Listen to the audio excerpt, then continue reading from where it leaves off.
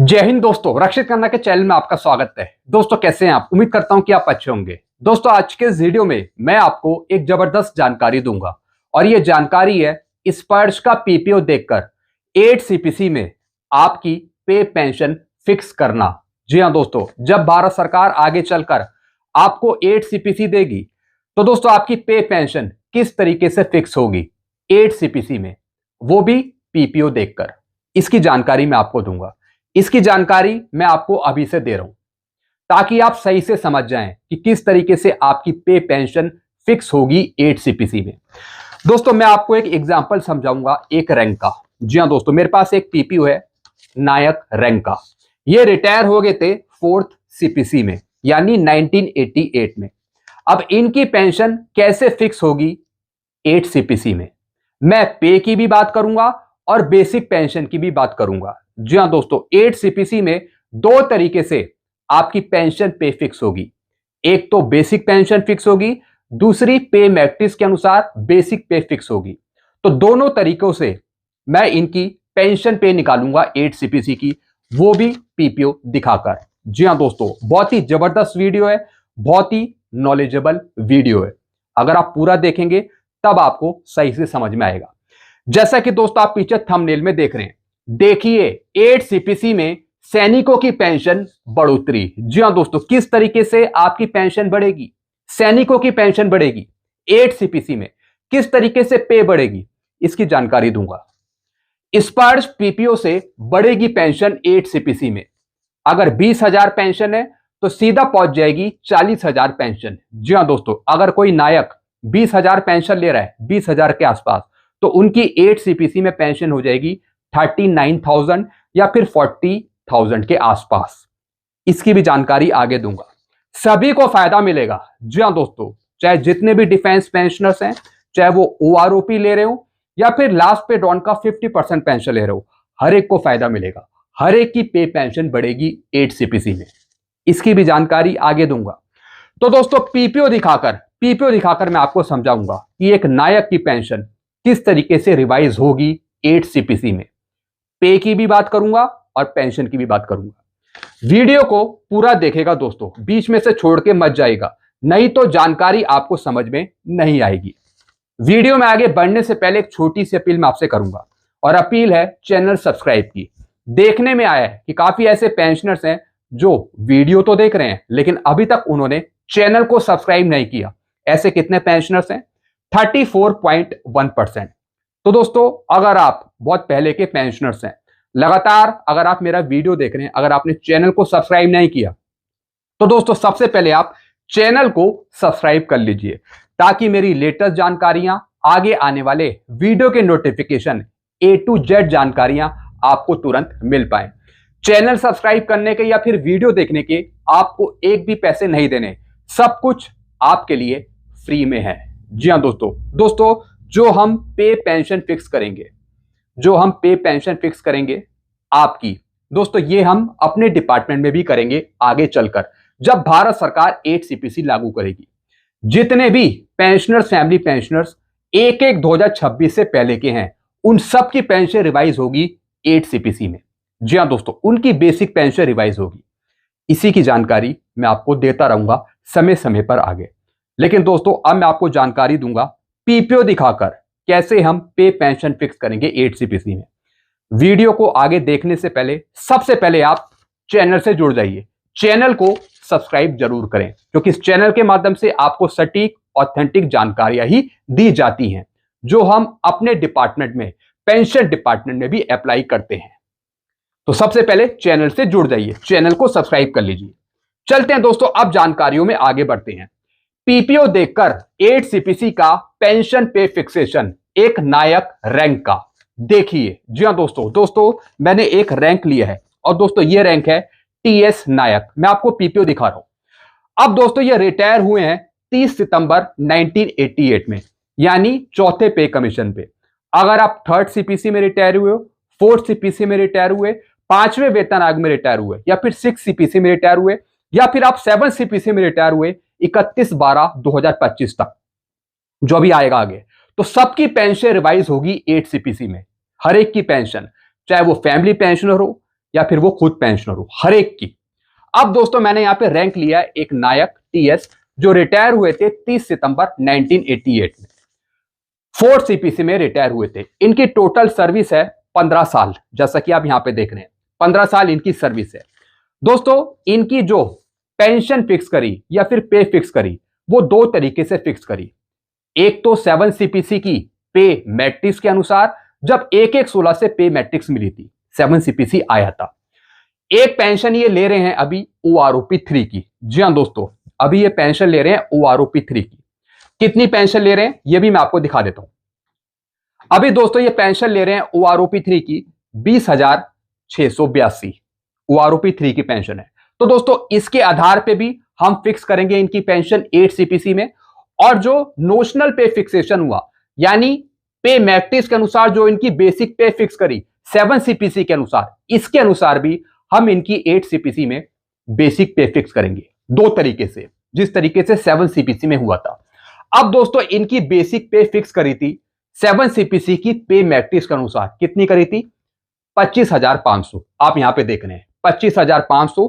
फिर इसमें military service में काउंट हुई थी 5,200 की, और क्लासिफिकेशन अलाउंस ऐड हुआ था 450 रुपए, यानी टोटल एमुलमेंट बन गए थे 31,150। जी हां दोस्तों, लेकिन दोस्तों बेनिफिशियल पेंशन थी इनकी ओआरओपी की, फायदा इनको मिला सबसे ज्यादा ओआरओपी में, इसलिए इनको ओआरओपी की पेंशन मिलती रही जब जब ओआरओपी रिवाइज हुई।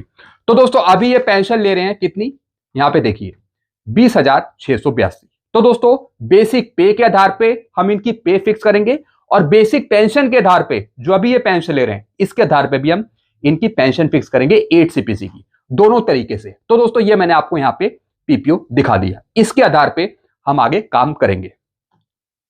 सबसे पहले मैं आपको इनकी पेंशन बताऊंगा। जी हां दोस्तों, जब जब इनकी पेंशन रिवाइज होती गई 1/1/2006 से, इनकी कितनी पेंशन रिवाइज हुई, सबसे पहले मैं आपको यह समझाऊंगा। दोस्तों 1/1/2006 से और 30 जून 2009 तक इनकी पेंशन थी सर्कुलर 430 के आधार पे 3500 रुपए। जी हां दोस्तों, आप अपनी पेंशन भी नोट कर सकते हैं सारे सर्कुलर देख के। जो सबसे पहले सर्कुलर आया था सर्कुलर 430, तो उसके आधार पे इनकी पेंशन थी 1/1/2006 से 30 जून 2009 तक 3500 रुपए। अब दोस्तों मैं आपको सर्कुलर भी दिखा देता हूं, साइड बाय साइड मैं आपको सर्कुलर भी दिखाता रहूंगा। ये है दोस्तों 430 सर्कुलर। इसमें दोस्तों ये देख रहे हैं आप, इनकी 15 साल की सर्विस है तो इनकी 3500 पेंशन है। जी हां दोस्तों, चूंकि ये 1988 में रिटायर हुए, इसलिए दोस्तों हमें ये वाला कॉलम देखना है। तो दोस्तों इनकी 15 साल सर्विस है, उनकी 3500 पेंशन फिक्स करी 1/1/2006 से।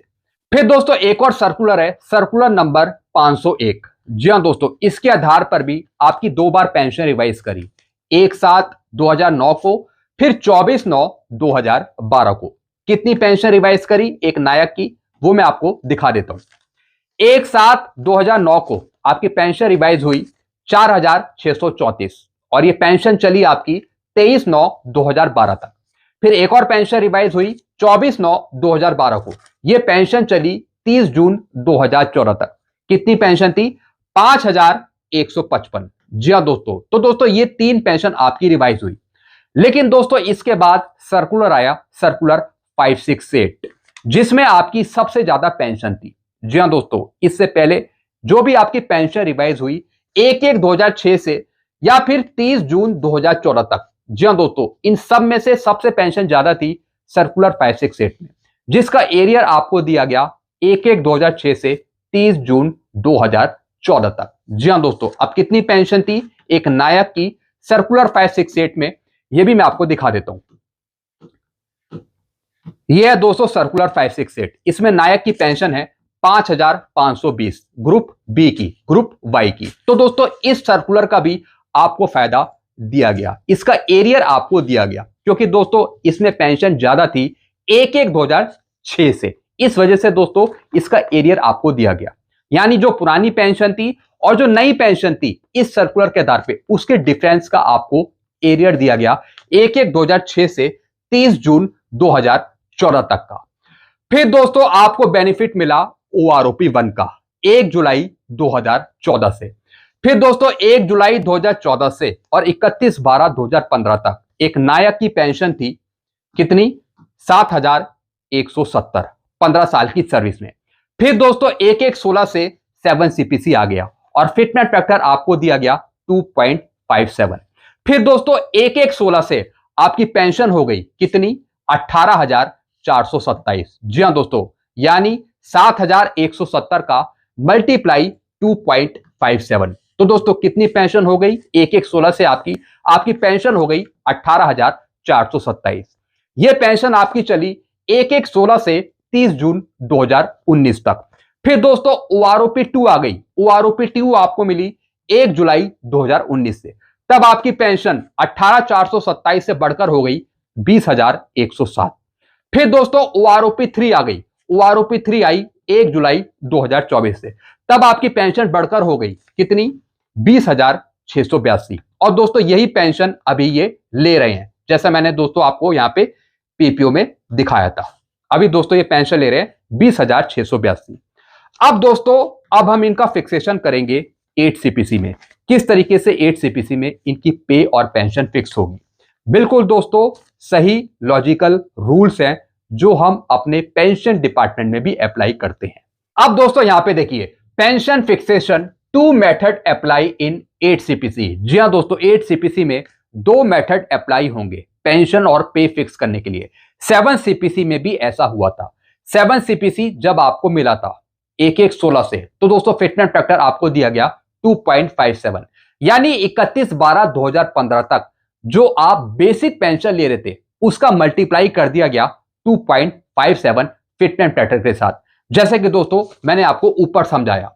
दोस्तों ये पेंशन ले रहे थे 7,170 31/12/2015 तक ओआरओपी 1 के अनुसार। लेकिन जैसे ही 7 सीपीसी मिला, जैसे ही फिटनेस फैक्टर 2.57 मिला, तो दोस्तों इनकी बेसिक पेंशन को मल्टीप्लाई कर दिया गया 2.57 के साथ, यानी 7,170 को मल्टीप्लाई किया 2.57 के साथ। तो दोस्तों 1/1/16 से इनकी पेंशन बन गई 18,427।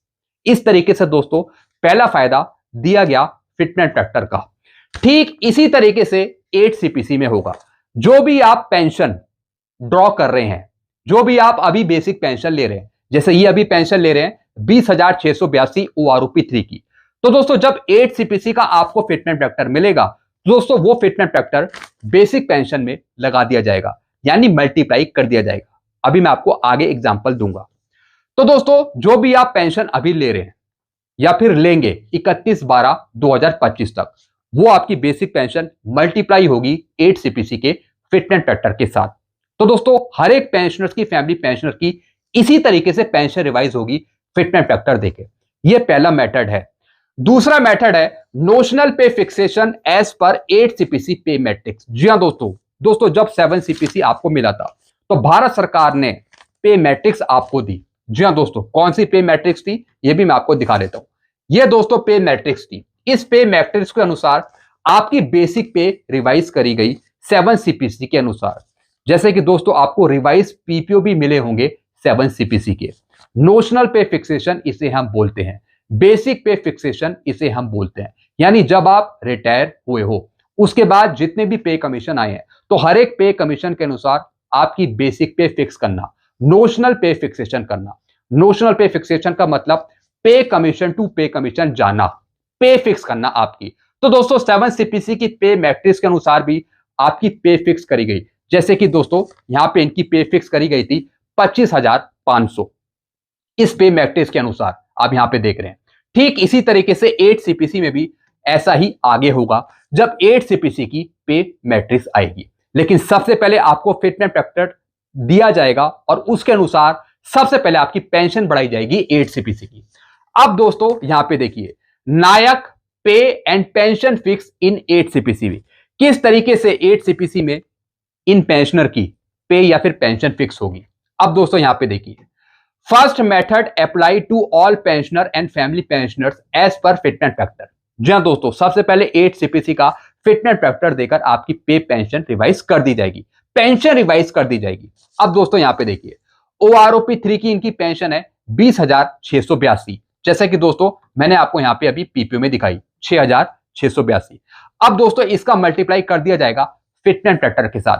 मैंने यहां पे फिटनेस फैक्टर लिया है 1.92 एज्यूम किया है। तो दोस्तों इनकी पेंशन हो जाएगी 8 सीपीसी की 39,710, इतनी इनकी पेंशन हो जाएगी। यानी दोस्तों 20,682 से बढ़कर हो जाएगी 39,710 8 सीपीसी में।